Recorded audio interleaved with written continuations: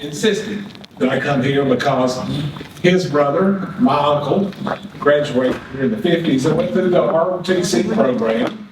And ultimately went to work for the Atomic Energy Commission and has lived in Albuquerque, New Mexico for years and years. I never dreamed that I would stay this long, never dreamed that I'd even be interested in politics.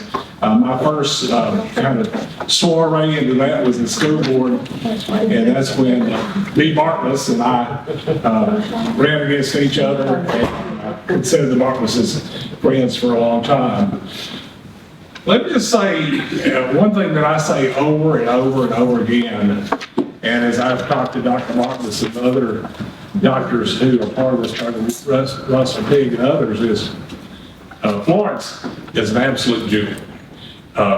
People come here because it didn't want to go away. They come here for the river, they come here for housing, they come here for all the kinds of things we offer. The City Council of Florence is made up of 6 district representatives. They are elected for 4 years, and I serve as the mayor. We have about over 900 employees, about 24 different departments. We do everything from sewer and gas to recycling, sanitation, all the way to planning, electricity, and those kinds of things. Some fun, some not so much fun. Probably park and recreation is certainly a passion of mine, and been very involved on our park and rec committee before I was mayor. Like Dr. Martin said, we just opened early May, opened the River Heritage Trail, which goes from the Singing River Bridge, which is just across the street, which will overlook there, all the way down to the splash pad at the Marriott Shoals and Conference Center. As you probably know, the Conference Center is in the hotel's in the process of a $24 million upgrade. It's lovely. It's down by the Wilson Block. The City of Florence is in the process of doing a pickleball tennis complex over in Veterans Park, out at our Sportsplex, which the last couple of years has been the host to over 1,800 of our local city citizens, their children playing baseball, softball, and soccer. So it's an amazing space, and every time we increase it, we have to add parking. So with the good comes the bad. I'm really excited about that because we just added a new pod, and one of the playing fields will be a miracle field for special needs children and adults, and I couldn't be more pleased with that. For myself, I certainly applaud this hospital and what they've done. Right below this hospital, my wife spent most of her teaching career at Brandon Elementary School, and before they broke ground, I was able to take her back and go with her to see her old office and the little auditorium they had. And in fact, one of the students that I worked with, she had taught him to tie a shoe and also pulled his first tooth. So we were able to have pictures made and got a brick to keep and that kind of thing. So there's a lot of history. There's a lot of history in this area. And I couldn't be more pleased with the hospital, and we certainly work very well and very closely with our ambulance service and those kinds of things.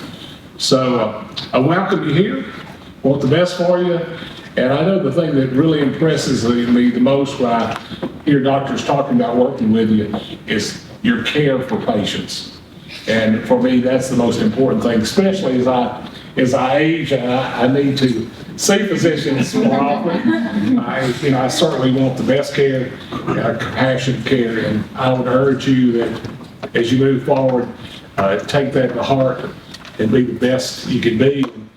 And I always say this, get out there and make memories that will last a lifetime. I assure you, the last time I interacted with some of this group was in Dr. Bora's house, and I had a blast. Loved the food, but also loved hearing the stories of where you came from and what you're all about. And like I said, I'm going to leave some business cards here. If you need anything out of my office, don't hesitate to call me. Thank you.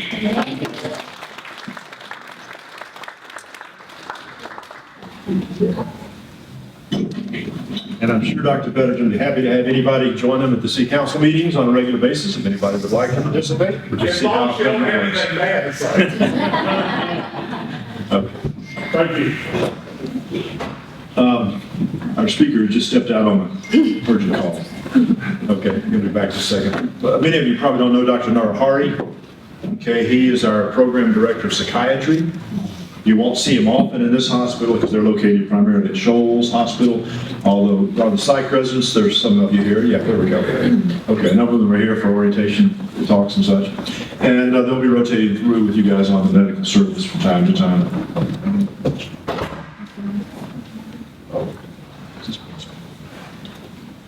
Anyway, here he is, Dr. Narahari. Thank you.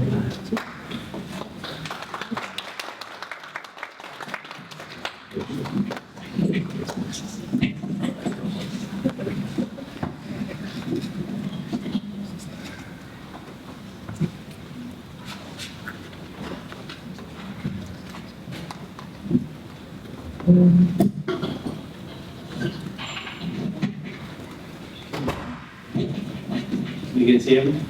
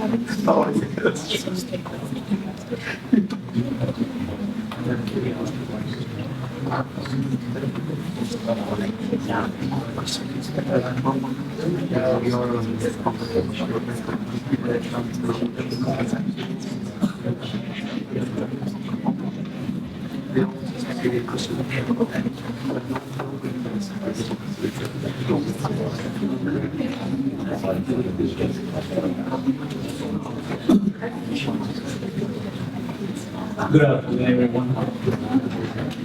My name is Dr. Narahari. I'm a psychiatrist program director at Shoals Hospital. I don't know if you remember this lecture exactly a year ago. We went through for the first years and second years last year. So just a reminder, and again, we'll try to remember this fatigue and burnout for new residents and also as a reminder for the existing residents, second and third years. Okay, so I'm going to just revise those again so that way we can go through quickly and then you can move on to the next one. So the objectives are learning about the fatigue and sleep hygiene, depression, suicide, and the access to care. Okay, so and the access to care this year, I think HR went through that already, but I just want to give you a couple of points on that. So what is fatigue? Feeling severely tired, extreme fatigue makes you hard to work or focus, not able to perform the level you are performing, making silly mistakes or maybe major mistakes. So all those can be due to excessive workload, but it can be something else too. It doesn't have to be you were working too many hours or too many patients. So you need to recognize those things also along with your patient load or work hours. So what are the other symptoms you see when you fatigue that may be the reason for your fatigue and tiredness and not performing well? So depression is one of the most common ones we see that can lead to feeling fatigued, tired all the time, not knowing why you are. And that's something, as a doctors, we tend to ignore our own health or our own symptoms. We tend to justify in some other ways. And patients tend to be the last ones to reach out for help when you have problems. So that's another reason we have to think about the possibility that maybe the reason you're feeling that way.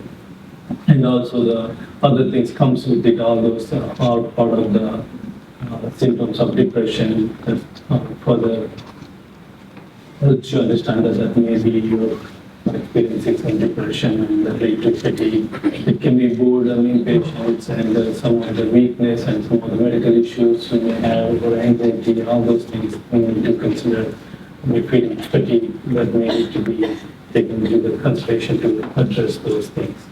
Again, sleep disorders, well, you can go through the full sleep disorders for about 1 hour and you're not able to speak about that. Restful insomnia, excessive daytime sleepiness, all those things. But in general, sleep hygiene comes back again. The first sleep disorders, number 2, and then your hygiene and whatever the things that you're using, stimulants that are causing, interrupting your sleep, or causing you to have trouble falling asleep or staying asleep. All those can affect the following day. So those are all the things you need to consider. But the first thing is sleep apnea is the most common. If you have any, you need to address the dietitians. You probably will aware of. But somebody mentioning that you're tired yawning during the daytime, you're already sleeping 8 hours, 9 hours, it's not due to sleep deprivation, then you want to talk to your that's fine. You are the doctors again, but again, we need to pay attention to that. So the main thing here focuses on the internal medicine residents, sleep deprivation, fatigue, your call schedule, all that lead to excessive sleepiness after end of the shift or after the shift ends. And this is one of the main things I want to focus today. Where after your work, you will be going home. There are the motor vehicle accidents are one of the most common ones that we see that can be avoidable. So you can see here, if you're working, the peak accidents that happen between 12 to 6 a.m. So if you're leaving the work around 6 or 7 a.m. after the long shift, night shift, you may want to pay attention to the very high risk of accidents. And again, at the same time, you're leaving the hospital around 10, 11 after the long call, you may want to pay, because those are the ones where you have the sleep onset happens, where you're not able to stay awake due to long awakening state for around more than 2 hours. You're already up and working. So make sure the hospital has a system in place where you can ask for your colleagues. If not, we have all the things where you can have the cab calling, going to the home. So do not think that you have to go by yourself. You cannot well enough to drive and really try. Okay? So employee can help with that. You can reach out to your senior resident or attending and get the cab and okay. So the sleep hygiene rules. So these are all the things that we all educate the patients, but we forget to follow ourselves. So optimizing the sleep environment is one major thing. So dark, cool, quiet bedroom and comfortable mattress is another thing. And also keeping a regular bedtime awakening. Sometimes it may not be possible, but if you have a block rotations, at least you keep that way.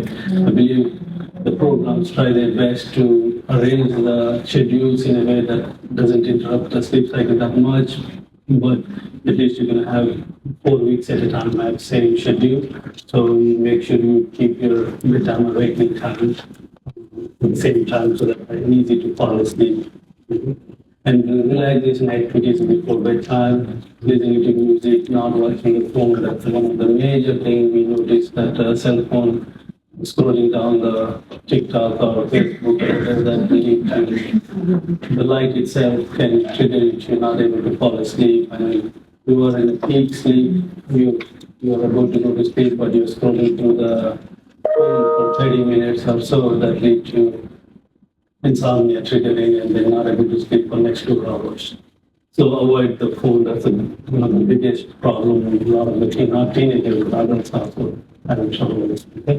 And then avoid caffeine, nicotine, alcohol, and sleeping pills. That's unless you take prescribed by your doctor or the counter. Once you have to take over the counter and taking it for a long time, and that means there is a problem. You need to take from your doctor. Okay?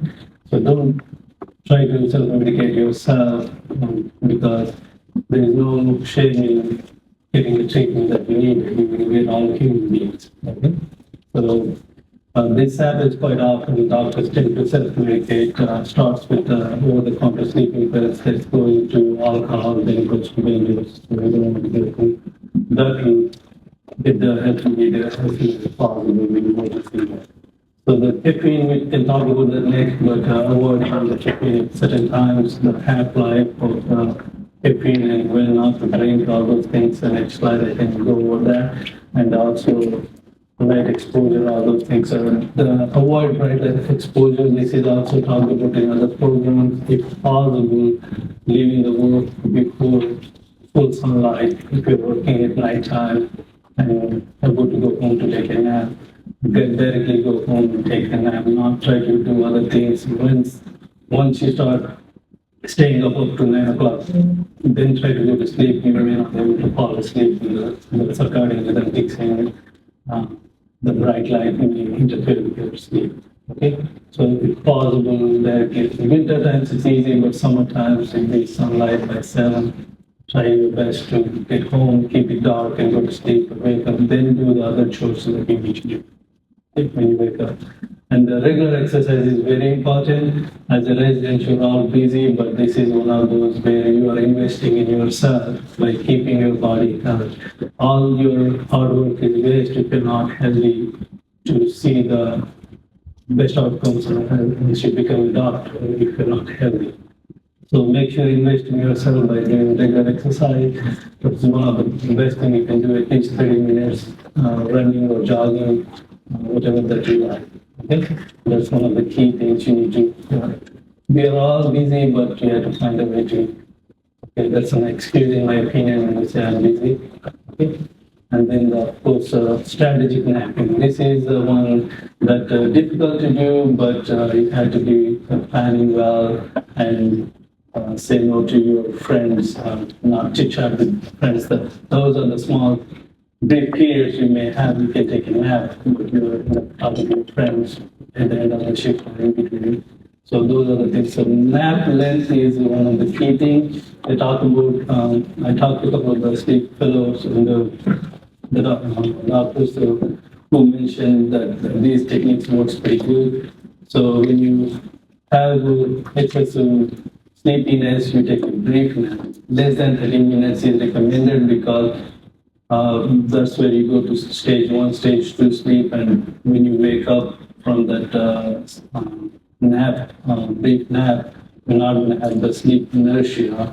But when you go to longer than that, 1 hour, 1.5 hours, then you go into deep sleep and REM sleep, then you're going to have the sleep inertia when you wake up. It takes another 15 to 30 minutes to recover to fully functional. So when you're in a call room at night time, you're too sleepy, take a 15 to 20 minute nap. If you get a pager, you wake up and you're ready to go. But if you end up sleeping for an hour, you may have trouble concentrating when you wake up to attend a call or call. Okay? So 15 to 30 minutes max, and sometimes if you sleep more, you can have the recovery time longer. And so you schedule your nap based on the time on that available. And then also choose appropriate time and location. So you may want to choose the time. I know it's not when you feel too sleepy, you want to go ahead and take a nap, but at the same time, when you're on night road system, and you're going to have certain times, you're not going to have calls, that 2 to 3 p.m., where you know that less than occasion, you may want to take a nap so that way you'll be ready for the rest of the night shift. Okay?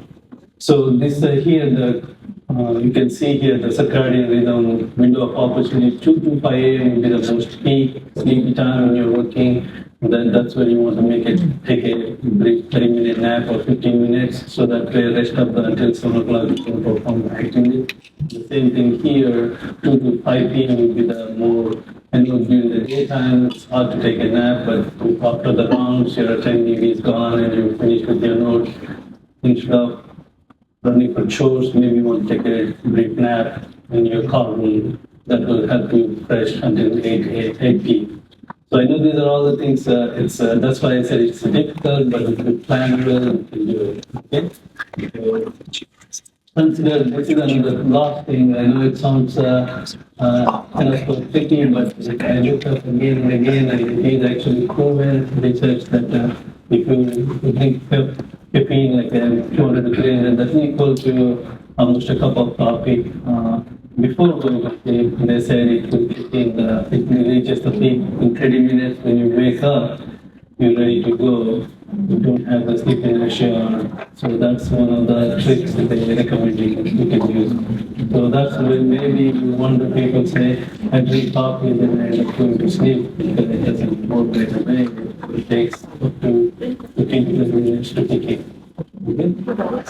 Okay?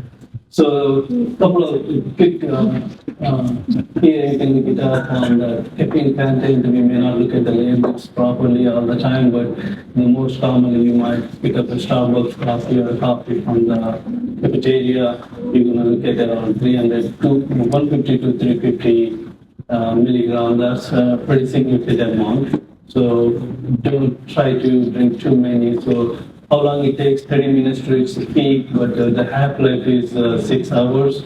So once you drink coffee, it's going to be there for at least 6 to 10 hours in your system. So if you're about to end your shift in the, let's say you're doing the night shift, if you're drinking the coffee at 6 a.m. because you're tired and you need to sign off, you're looking at having trouble falling asleep. So to avoid that, make sure you remember your pharmacodynamics on the caffeine, so that way you can avoid drinking coffee at certain times. Okay? Also remember the Coca-Cola products and all that have caffeine. Forget to, and sometimes we tend to grab and drink and then we'll have trouble falling asleep. That adds up to the total amount of coffee you're drinking. So that also leads to other problems, jitteriness, irritability, anger, headaches, all those things comes with the caffeine intoxication. This way you need to want to monitor how much total coffee intake you're doing every day. So the next one, after the sleep hygiene,